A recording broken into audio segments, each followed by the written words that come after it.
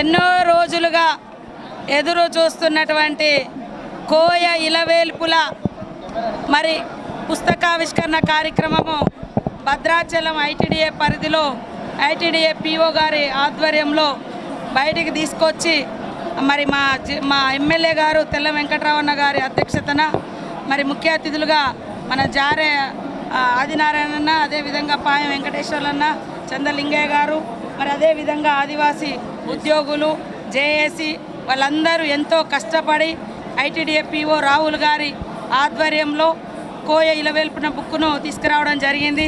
ఈరోజు ఆ బుక్ ఆవిష్కరణ కార్యక్రమాన్ని దిగ్విజయంగా వేలాది మంది ఆదివాసీల సమక్షంలో మరి ఇనాగ్రేషన్ చేయడం, ప్రారంభించడం చాలా సంతోషం. నేను ఎవరికైనా ఒకటే సూచన చేస్తున్నాం, ఎవరి మీద ఒకరి మీద ఒకరి గోత్రాలు, ఒక జాతి యొక్క అస్తిత్వం ఇంకొకరి మీద రుద్దాల్సిన అవసరం లేదు. ఎవరి జాతి, ఎవరి ఆచారాలు, ఎవరి సాంప్రదాయాలు వాళ్ళు కాపాడుకోవడమే ఈ భారతదేశంలో ఉన్న భిన్నత్వంలో ఏకత్వం. కాబట్టి ఒక మతమే ఉండాలి, లేకుంటే ఒకటే కులం ఉండాలి, ఒకే దేవుడు ఉండాలనే తప్పు. ఇవి వాళ్ళ నమ్మకాల నుంచి మా పూర్వీకులు మాకిచ్చినటువంటి ఆస్తి ఏదైనా ఉంది అంటే అది సాంస్కృతిక సాంప్రదాయ అస్తిత్వ. ప్రాంతంలో కోయలకు భాష కూడా పోయింది, ఇక్కడ కూడా సగమే ఉంది.